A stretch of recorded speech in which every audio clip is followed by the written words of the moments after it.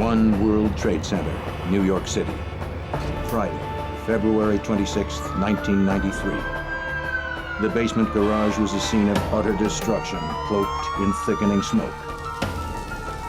A woman, alone, trapped and bleeding, called police. There were many panicked calls to the NYPD that day as real life took on the trappings of a disaster movie.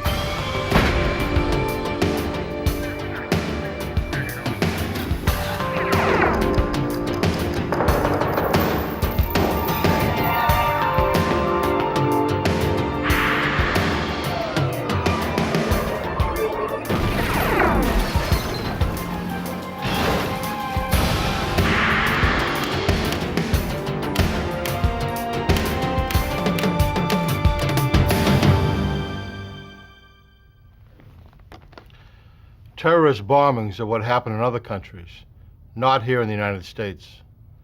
And yet, in 1993, it happened in New York City. The World Trade Center bombing rattled our notion of domestic security. It shook the foundation of our belief that we're not vulnerable to terrorism. The cracks it caused in our self-confidence can never be repaired.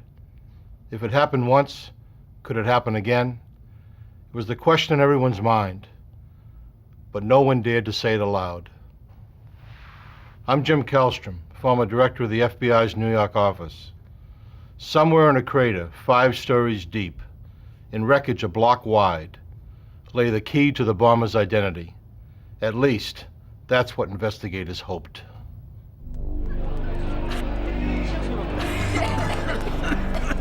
At 12:18 p.m. on February 26, 1993, panic and confusion gripped the 110-story World Trade Center Tower 1. People were trapped in elevators. Lights went out. Smoke turned the hallways black. Thousands of the injured and panicked occupants choked as they tried blindly to escape what seemed like a nightmare. The engineer who designed the towers anticipated several potential disasters. He structurally designed them to withstand the violence of a sustained hurricane and something as unimaginable as the impact of a fully fueled jet. Let's go! It seemed that something had been overlooked, but no one knew what. On that day, Tower 1 became the city's tallest chimney. The stairwells acted as flues, drawing smoke up from the basement, blackening every floor. In the first chaotic hours, all officials knew for sure was that the cause of the problem was in the basement garage. Neil Herman, supervisor of the Joint Terrorist Task Force at the FBI's New York office, was just blocks away from the Trade Center. Unaware of the cause of the mayhem, the FBI took it upon themselves to respond. Initially, we felt, and we were told, that it was possibly a fire or transformer. Within a few minutes, it became apparent from the traffic on the police channels that there was something there more than just a fire or some kind of an accident. And I dispatched, along with myself, members of the Joint Terrorism Task Force down to the World Trade Center. The immediate concern was getting the trapped victims out of the building. Extensive damage created logistical problems for rescue workers.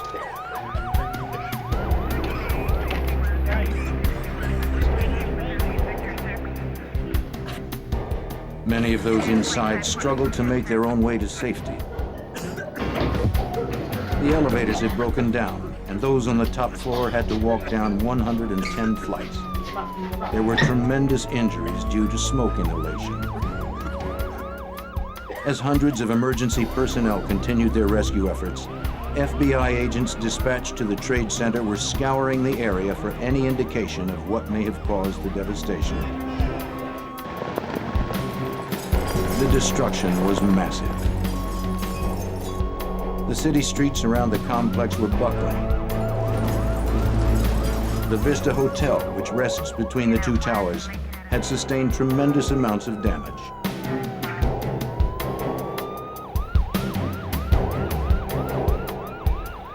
It was immediately apparent to investigators that whatever occurred below the street level was powerful enough to come up through 4 levels of the parking garage, up to the street and higher.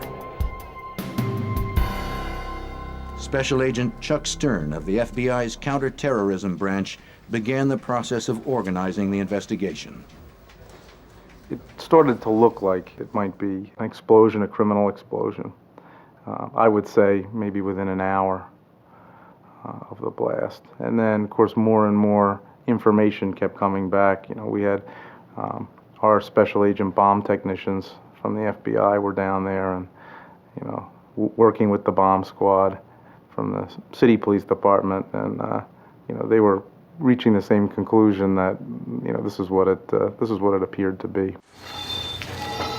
By early that evening, 200 agents and lab personnel from the explosives unit at FBI headquarters were flown in to assist the hundreds of ATF and NYPD bomb squad technicians already at the scene. Locating survivors and getting them out was the only concern.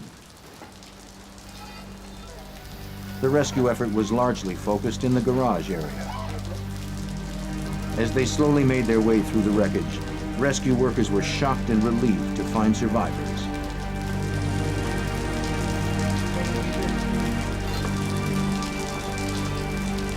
As they moved onward, they reached an area that had sustained massive destruction.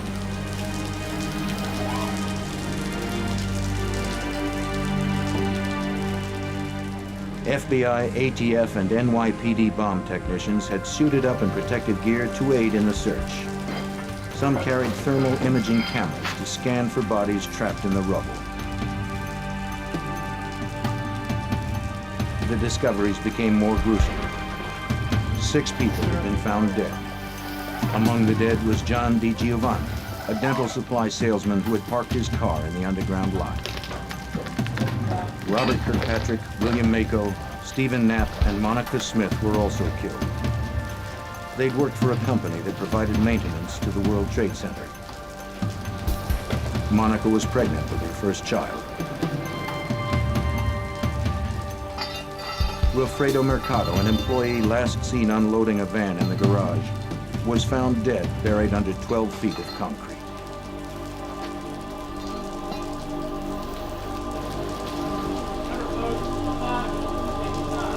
Inside the garage was an apocalyptic scene. Debris and concrete were scattered 100 yards in all directions. Hundreds of cars had been demolished, and small fires erupted from spilled gasoline. Pumps drained a flood of water and sewage from broken pipes. Overhead, 6 tons of concrete clung to warped rebars. Fiber optic cables dangled. To FBI agents, there was no way that the cause of this damage was accidental. Special Agent Chris Ronay from the FBI Laboratories Explosives Unit surveyed the damage. Well, as we analyzed the damage to the building, even in the early stages, it was clear that there was a very large bomb, a very large explosive device of some hundreds of pounds. It was clear from the beginning. We didn't know how big it was. Placed in the basement on one of the parking garage levels, most likely in a vehicle. If the agent's initial conclusions were correct, this was the single greatest act of terrorism on American soil at that time. The morning after the explosion, interagency teams prepared for their first extended glimpse of the destruction. In addition to the ongoing search for victims, they were now looking for any clue that could explain the explosion. But they were explicitly instructed not to move any evidence. The structural integrity of the lower levels was severely weakened. Any disturbance might cause what little support there was remaining to collapse on those inside. The floor of the B2 level of the garage had collapsed, sending hundreds of cars from 3 parking levels down several stories. All the vehicles came to rest at the bottom level, crushing the tower's refrigeration room. Actually, the engineers told us that that debris that was piled around the columns, sort of like a soda straw stuck into a pile of sand. And you couldn't remove the debris because that would remove what little support was present and that was holding the Vista Hotel up. Construction crews spent hours reinforcing the walls and columns in the parking levels so that agents and investigators could safely explore the scene.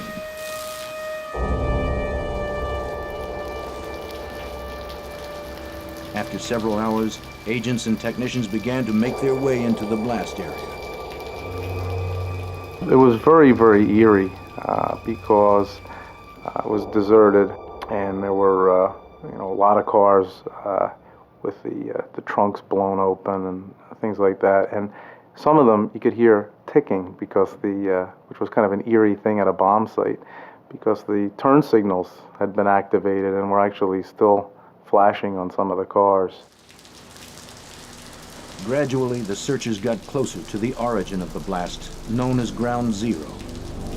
The damage was so extensive that there was no conclusive evidence that pointed to the cause of the explosion. The floors were completely blown away, leaving a 5-story crater which extended through the cavity of the building. Investigators searching for explosive residues had difficulty finding them. They were mixed in with concrete debris and building materials. They had to sift through tons of dirt and rubble in the hope of finding some scrap of evidence.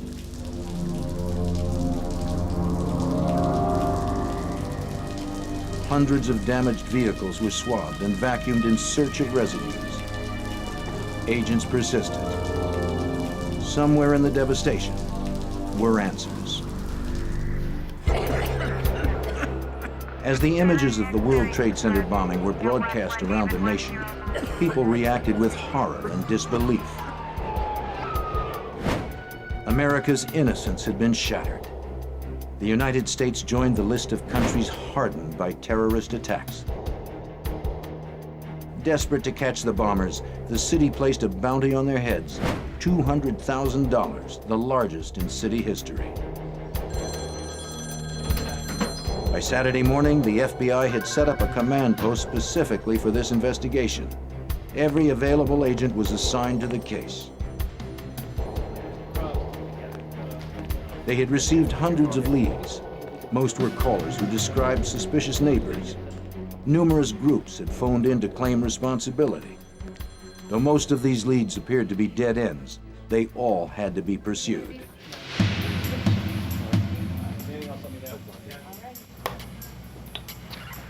Just 2 days after the blast, as agents chased down leads, investigators processing the crime scene spotted a piece of charred, twisted steel at what was thought to be the center of the explosion. It was part of a vehicle decimated by the blast.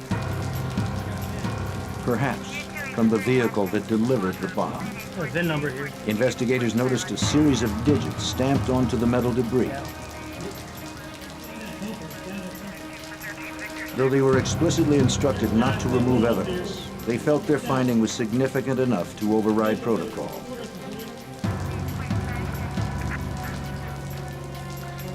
The metal debris was loaded onto a stretcher and hoisted up to the top of the crater. Once it was on the surface, agents rushed the finding to a forensics laboratory set up by the NYPD Crime Lab.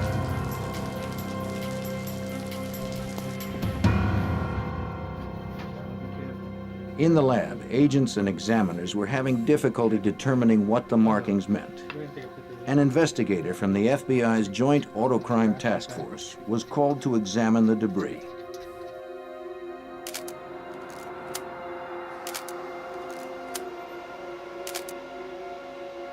I think it's 729. His analysis would provide the first major break of the investigation. He called Special Agent Stern immediately. He says, "Chuck, I looked at this and I said to the person who was showing it to me, 'My man, you don't know what you have here. This is a confidential vehicle identification number.'" Confidential VIN numbers are as unique to a particular automobile as fingerprints are to a person. The hidden number allows law enforcement to determine if a particular vehicle has been stolen. It also gives investigators detailed information about the vehicle, including who owns the car. Within 15 minutes, investigators were able to enter the confidential number into the National Crime Information Center computer, which lists all vehicles that have been reported stolen. A response quickly came back. The number belonged to a Ford Econoline van that had been reported stolen from DIB Leasing in Jersey City, New Jersey.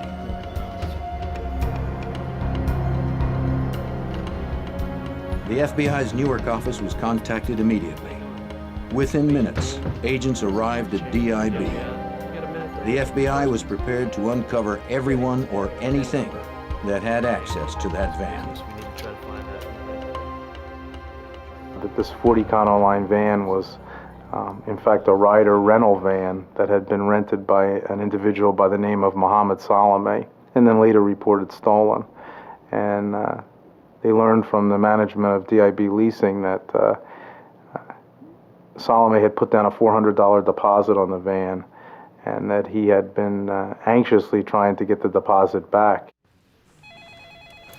After conferring with federal prosecutors late into the evening on Wednesday, the decision was made to have an undercover FBI agent in place at DIB when Salome returned for his deposit the next morning. They spent the remainder of the evening piecing together Salome's history.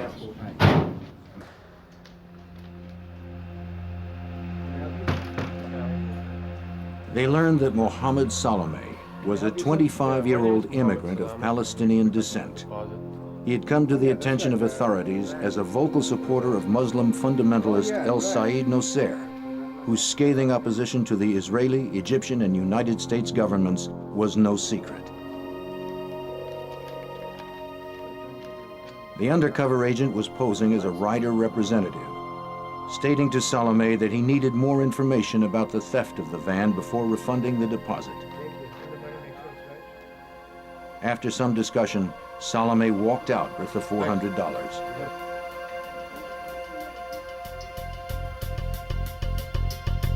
As he stepped out of the office, dozens of FBI agents who had been monitoring their discussion descended upon Salome. Less than 1 week after the bombing, the FBI had a suspect in custody. Salome said little to the agents who questioned him about the bombing. They knew it was probable that he had not acted alone.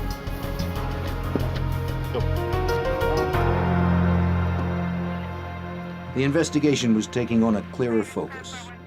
When Salome was arrested, agents recovered various personal items, including his wallet, which contained several business cards and telephone numbers.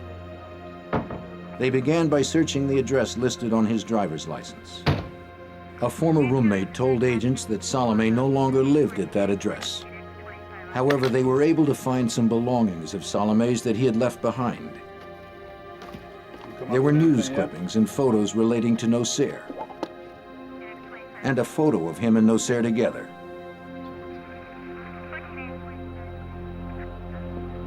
There were numerous bank records. There were also more names and numbers for investigators to pursue. We were able to obtain addresses. We were able to obtain telephone numbers. We were able to have pen registers where we were able to monitor phone calls coming in and going out. And once that started, again, it opened up the floodgates. Investigators were also receiving help from the public. A few days after Salome's arrest, the manager of the space station storage facility in Jersey City called the FBI.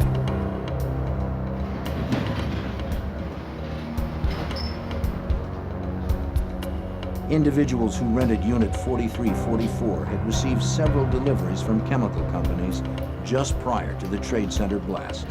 The manager ordered a key and opened the unit. Inside, he found what he thought to be bomb-making paraphernalia. FBI agents would reach the same conclusion. Inside, investigators found several compounds which could be used for making explosives. Their findings were sent to the FBI lab for analysis. There were also many other leads that emerged from the search of the storage facility. Receipts for the chemicals, bank and phone records, and an unexpected bonus, a log of the suspect's comings and goings. To enter the facility, each tenant was required to punch in their special access code on a keypad located at the entrance. Each time a tenant punched in his number, it was recorded in a computer system. Agents could determine each time Unit 4344 was accessed. Meanwhile, police assembled a lineup. Doug Melvin, manager of the space station, identified Mohammed Salome as the man who rented the locker. He recognized him easily because Salome frequently visited his storage locker.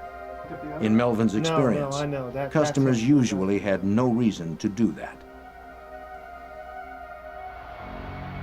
Continuing to search for any possible lead, agents obtained phone records from a payphone just outside the storage facility. One name on the list of individuals who received calls from that phone was already familiar to the FBI.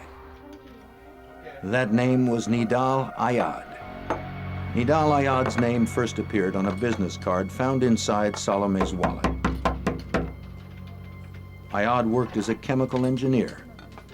Within a week of Salome's arrest, agents learned Ayad had called a chemical company inquiring about buying chemicals.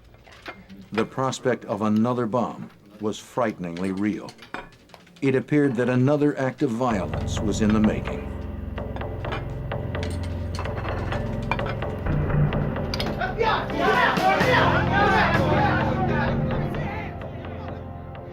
Agents felt they had sufficient information to obtain a warrant for Ayad's arrest. On March 10th, the FBI raided his home in New Jersey as he and his family ate dinner.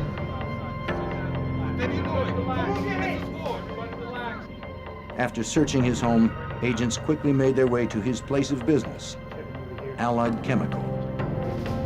There they confiscated phone records and bank statements that could tie him to Salome. The most irrefutable link between Ayad and the bomb plot, however, came from Ayad's business computer. It was seized and then thoroughly examined. Our technical people were able to restore an erased file, which turned out to be a letter claiming credit for the World Trade Center bombing on behalf of an organization known as the Liberation Army 5th Battalion. A similar letter had been sent to the New York Times 4 days after the explosion. In it, the group called the bombing an act of terrorism to protest American support for Israel. There was also a second letter Ayad hadn't had time to send. It promised another blast. Though the investigation was progressing very quickly, each new discovery revealed the existence of a large and ongoing conspiracy. The potential for more attacks grew more likely every day. As the FBI tried to learn more from their prime suspects in the World Trade Center bombing, Salome and Ayad continued to stonewall their efforts.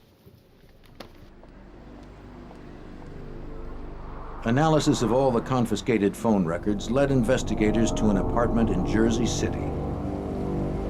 The landlord who owned the apartment at 40 Pamrapo Avenue confirmed that Salome and another individual rented the apartment from early January of 1993 until the end of February, just 2 months later.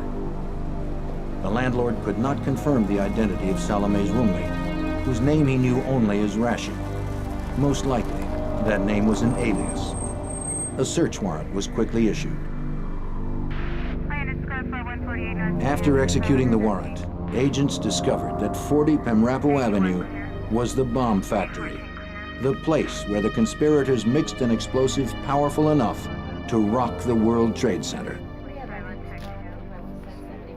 Inside the apartment and an adjacent garage, FBI forensic examiners recovered traces of a diverse range of chemicals. These items were collected and then rushed to the FBI laboratory in Washington, D.C. While agents searched the apartment, the identity of Salome's mysterious roommate emerged.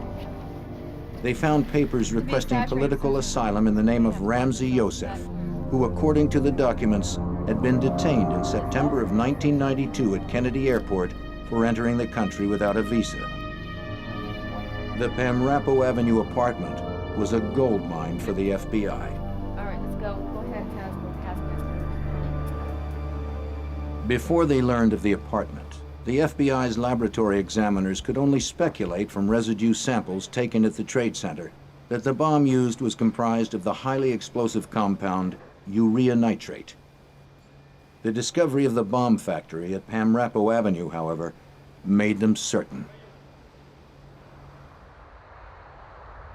From the labs at FBI headquarters in Washington, D.C., Special Agent Ronay reported the findings. From the analyses in the laboratory, we concluded that it was made with urea nitrate, a homemade explosive mixture. There's no such commercial product. So they had to mix this themselves. And when we finally located the storehouse or workshop where they did make the bomb, this was confirmed. These materials or remnants of them were available and confirmed that this is what we were indeed seeing in the laboratory in these residues. Witness interviews and phone record analysis continued, directed mainly at the locations where key elements of the conspiracy had taken place.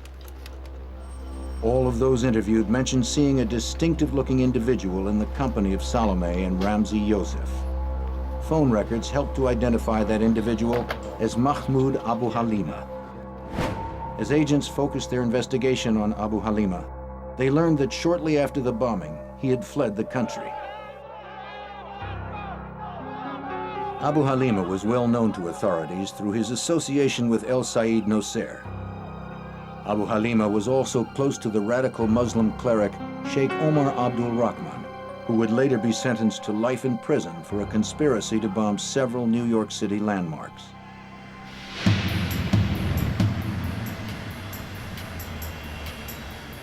Soon after agents learned that Abu Halima had fled the country, Egyptian authorities contacted the FBI to say that he'd been arrested and detained in Cairo. Abu Halima had been wanted there for conspiring against Egyptian President Hosni Mubarak. Negotiations between the United States and Egyptian governments were successful. Agents flew to Egypt and took Abu Halima into FBI custody. When he was turned over to FBI agents, his hands were cuffed and his head was entirely covered. He told the FBI that he thought he was being taken out to be shot. Relieved to now be in their custody, he spoke to agents on the flight back to New York. He did make several statements that were used against him at trial. One of the key things that he said was, about Rashid, who was later determined to be an alias used by Ramzi Youssef. Abu Halima told Stern that he and Youssef had met in Afghanistan at a secret camp for the Mujahideen Muslim Freedom Fighters, a training ground for international terrorists. At every step of the investigation, Ramzi Youssef's name appeared. He was a known international terrorist and an expert with explosives. Agents now believed he was the mastermind behind the World Trade Center bombing. The FBI began searching for Youssef. They soon learned that he fled the country the night of the Trade Center bombing. An international manhunt for Ramzi Youssef had begun. In the meantime, agents were trying to determine how and when Youssef came to the United States. It's been said that the day Ramzi Youssef arrived on American soil was the day terrorism came to America. On September 1st, 1992, the shadowy Afghan-trained master bomb maker arrived at New York's Kennedy Airport. The FBI's close scrutiny of the passenger manifest from Youssef's flight that day revealed another clue. He had not entered the country alone in September of 1992.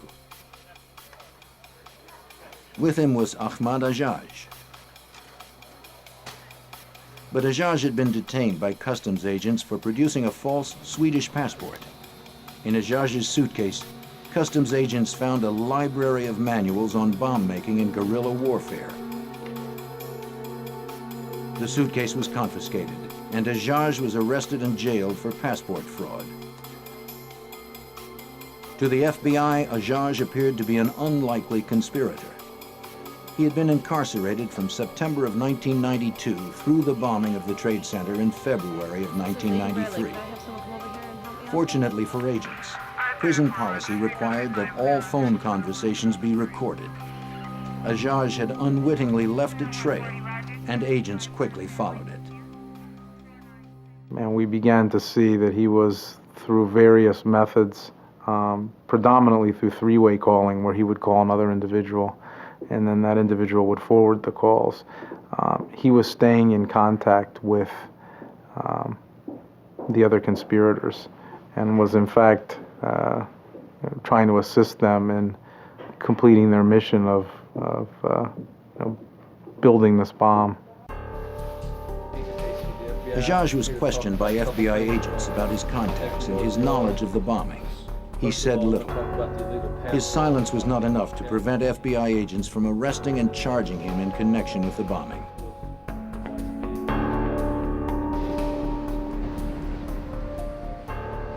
With 4 conspirators now in custody, authorities decided to bring them to trial while the search for other bombers continued.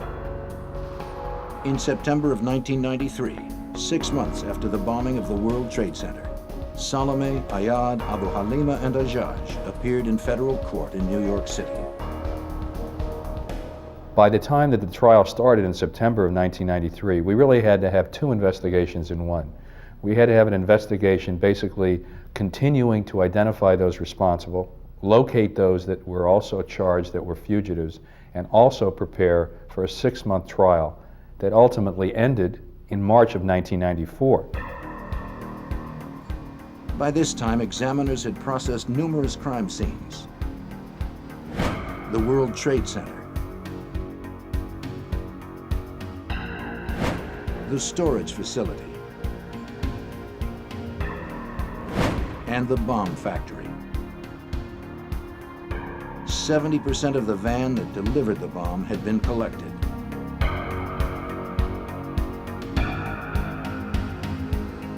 There was also a mass of receipts, phone records, and interviews. Tons of evidence had been recovered. It would now be up to a jury to determine if it was enough. By September of 1993, 6 months after the bombing, federal prosecutors were ready to present to a jury how the defendants carried out the bombing of the World Trade Center. The conspiracy began soon after Ramzi Youssef arrived in America in September of 1992. He moved in with Salome, and the two became close friends. The friendship was founded on a mutual hatred of Israel and a desire to disrupt U.S. support of the Israeli government. They chose the World Trade Center as the stage for articulating their political agenda. The World Trade Towers are the city's tallest buildings, rising a quarter-mile above the pavement. In addition to the 2 towers, the complex includes the Vista Hotel, numerous underground shopping areas, and entrances to the subway lines that connect New York and New Jersey. Below that are 5 parking levels, each level containing more offices and businesses. The terrorists decided the bomb could cause the most damage, claim the most lives, by being placed in the garage. The plan was put into effect. Receipts showed that in November, Youssef used an alias to buy chemicals. Throughout the winter, he would order more as he honed the formula for his bomb and worked out the plan of attack. Where are the exits? The chemicals were delivered to space station storage. Salome or Youssef would sign for them, using aliases to make sure that no paper trail could lead to them. Youssef was desperate for the bomb-making manuals and Ajaj's confiscated luggage. Youssef developed a clever 3-way calling system to hide the trail from Ajaj's prison phone in New York City to his New Jersey apartment.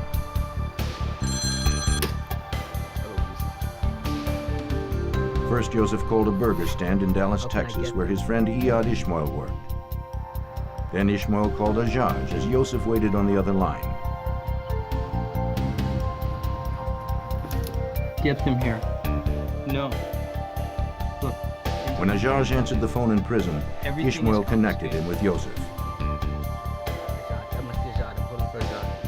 Azad, how are you doing? Together, the three were able to discuss the bomb's construction. I don't have the plans. I don't have. The jury was methodically being shown the lengths to which the bombers had gone to protect themselves. These bombers would not be deterred. The prosecutors continued.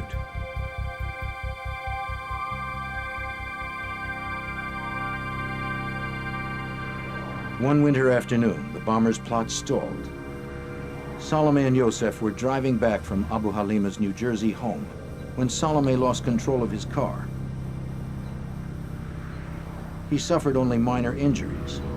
Yosef was more seriously hurt. He was hospitalized for a week.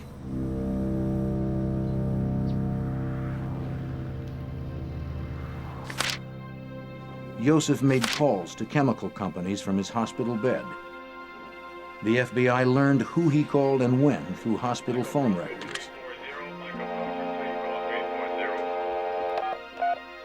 As Yosef recuperated, Salome, Ayad, and Abu Halima drove deep into the Pennsylvania woods.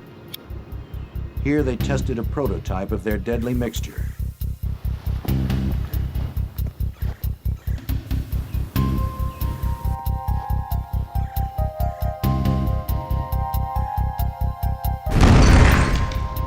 It exploded, but it needed more power. So in the coming days, Ayad would attempt to buy compressed hydrogen gas. Hydrogen is so commonly used in Middle Eastern terrorist bombings that it's considered a signature. Even though Ayad worked as a chemical engineer, he had problems finding a company that would sell it to him.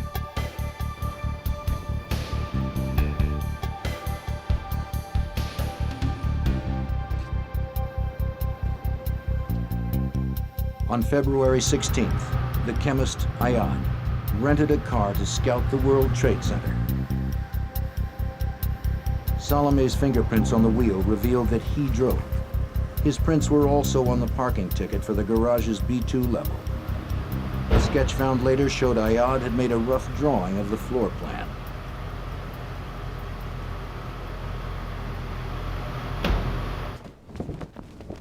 Then, just 4 days before the bombing, at Yosef's request, Iyad Ishmael arrived in New York from Dallas to help complete the bomb making. Ishmael would also drive the vehicle carrying the bomb into the garage. He was Yosef's trusted friend, and he had been a New York City cab driver. Perfect credentials for this delicate operation. On February 23rd, Salome went to DIB Leasing and rented a 10-foot Ford Econoline panel van. He left a cash deposit of $400.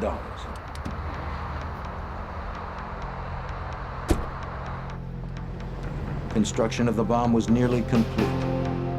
There was one more reconnaissance visit to the World Trade Center garage.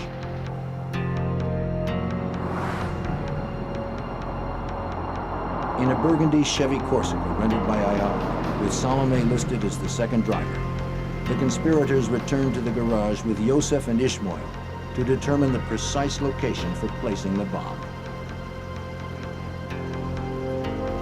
Jurors were shown another garage claim ticket that confirmed the time of the visit, the make of the car, and the garage level they parked on, the B2 level. Meanwhile, Ayad had managed to reach a firm that would sell him compressed hydrogen. He ordered 3 large tanks, which were delivered to the space station storage the next day.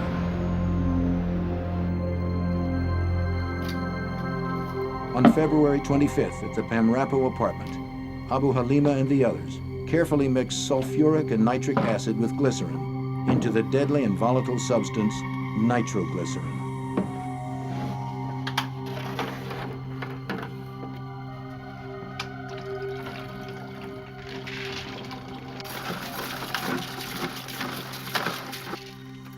They mixed an estimated 1,200 pounds of urea crystals with several gallons of nitric acid. They poured it into big metal drums where it formed a gel-like mass. They transferred the urea nitrate mass into plastic trash cans.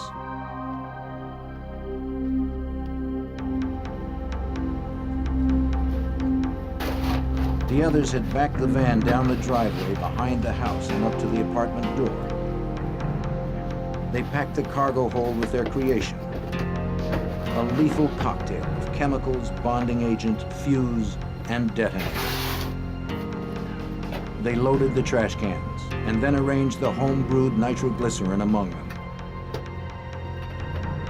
They had threaded 4 long fuses through surgical tubing to reduce the smoke and slow the burn enough for the bombers to escape. The fuses were rigged to blasting caps and boxes of gunpowder, and then inserted into each of the nitro containers.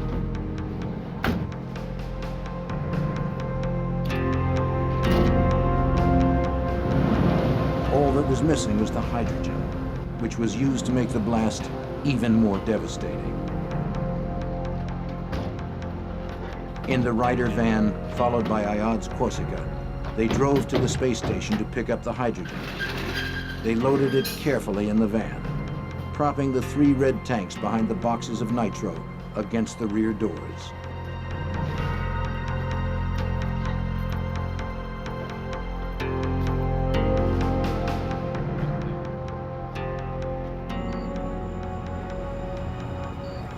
Yosef and Ishmael drove the van from New Jersey to a hotel in Manhattan.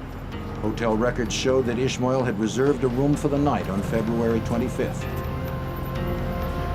They parked it out back for the night, hidden from view.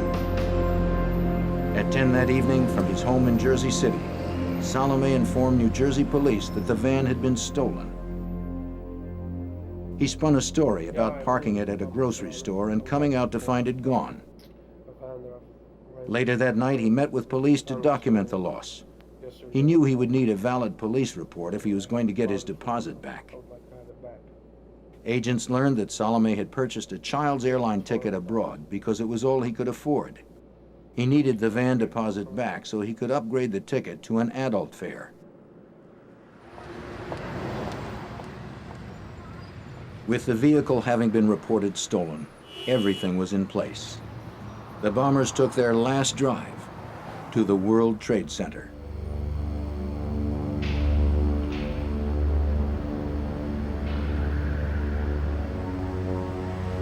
At about 2 minutes past noon the next day, Friday, February 26, 1993, the bombers' Ryder van pulled into the B-2 level ramp of the World Trade Center.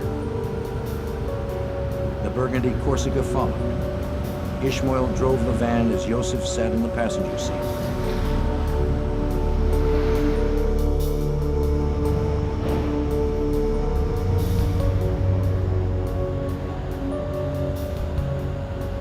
They pulled the van into a space normally occupied by a New York Port Authority van. Since Port Authority owns the World Trade Center, their vehicles have easy access in and out of the garage. The getaway car waited nearby.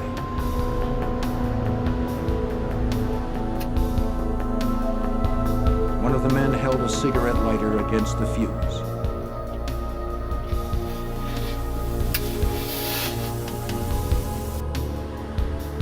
As it began to burn, they rushed to the Corsica and pulled away. The flames raced along, an inch every 2.5 seconds. Silent and almost smoke-free because of the surgical tubing. The gunpowder was packed into Atlas Rockmaster blasting caps, the kind used in the demolition of large building sites.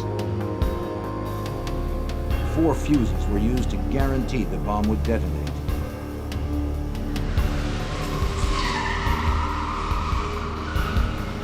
Yosef, Ishmael, and the others exited the garage a few seconds before the blast. At 12:18 p.m., the months of planning this destruction was about to become a reality.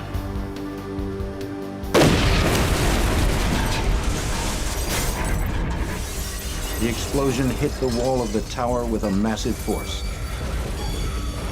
destroying everything around it.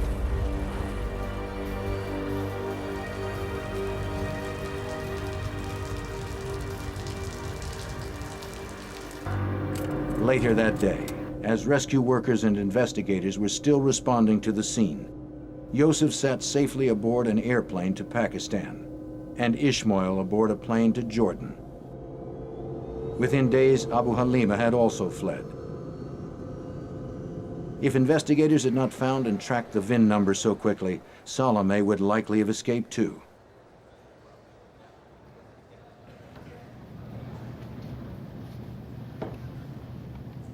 Over the course of the 6-month trial, the jury heard from 206 witnesses and reviewed a total of 10,000 pages of testimony. In February of 1994, a year after the bombing, the trial concluded. It took the jury just 3 days to reach a verdict. The jury forewoman read off 38 pronouncements of guilty: conspiracy, explosive destruction of property, interstate transportation of explosives, and murder. When she finished, the courtroom erupted. Ayad and Salome leapt up, screaming the verdict was an injustice. Only Abu Halima had remained silent. He sat calmly, arms folded, with a bemused smile on his face. 3 months after their convictions, on May 24th, 1994, Judge Kevin Duffy sentenced each bomber to a year in prison for each year of life he had deprived the victims. It came to 240 years apiece, with no possibility of parole. Sentencing went on for hours, with each defendant making a lengthy speech. Mohammed Salome, the chemist Nidal Ayad, Ahmed Ajaj, the man who brought the bomb manuals into the country, and Mahmoud Abu Halima, known as the Red, will spend the rest of their lives in prison. Though the trial of the 4 defendants was a success, the mastermind Ramzi Yosef and his accomplice Iyad Ishmael were still fugitives. 4 of the 6 conspirators in the World Trade Center bombing had been convicted. But the FBI still sought the mastermind of the bombing. As the search for Ramzi Yosef and his accomplice Iyad Ishmael continued, agents learned that Yosef was involved in several terrorist plots designed to bring down commercial airliners worldwide. Advisories were issued to American travelers abroad. More terrorist attacks on Americans or American interests were likely following the verdict. Yosef was one of the most dangerous and elusive men in the world. Subsequent to the World Trade Center incident, it's obvious and apparent that he was planning additional acts of terrorism around the world. The air conspiracy case certainly reveals that the extent of what was being planned, the fact that he was moving around throughout the world, several countries, indicates a wide range of support that he and his compatriots had. It was not until February of 1995, 2 years after the Trade Center bomb went off, that Ramzi Yosef was apprehended in Pakistan and turned over to FBI agents. Agent Stern was sent to retrieve Yosef and bring him back. Yosef was suddenly willing to talk. His hatred for the United States and its aid to Israel was all-consuming. He told Stern that the World Trade Center was chosen as his target because it was the greatest symbol of American finance and imperialism. He felt that it was kind of like a state of war. He compared it to the United States atomic attacks on Hiroshima and Nagasaki. Where he said 250,000 people were killed, and he felt that if he could topple one of the towers into the other, he would kill that many people, and it was a similar type act. The final arrest came 6 months later, in June of 1995. Iyad Ishmael was discovered and apprehended in Jordan. He too was returned to the United States to stand trial for his role in the bombing.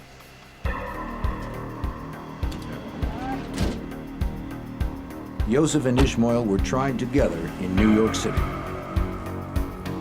In January of 1998, after being found guilty of the same 38 charges that the other defendants had faced, a judge sentenced the two to life in prison with no possibility of parole. The judge, calling Yosef an apostle of evil, ruled that Yosef should serve the remainder of his life in solitary confinement. Only a life of solitude could prevent Yosef from conspiring to kill again. With the major conspirators imprisoned for life, the FBI and other law enforcement agencies have had a chance to reflect on the magnitude of this investigation. Well, the World Trade Center case really, in many ways, was a real wake-up call for law enforcement. It was the largest single act of international terrorism in the country. And although terrorism has been here for many years, certainly on the scope that we saw the World Trade Center was something that was unique and certainly much more horrific than we've seen in the past. The bombers did $550 million worth of destruction to the World Trade Center. The financial damage caused by the disruption of national and international business was also deeply felt.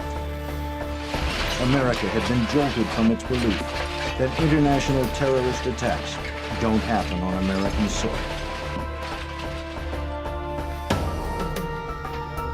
By bringing such a complex and far-reaching conspiracy to a close so quickly, the FBI sent a message around the world. The taking of innocent lives will never be tolerated.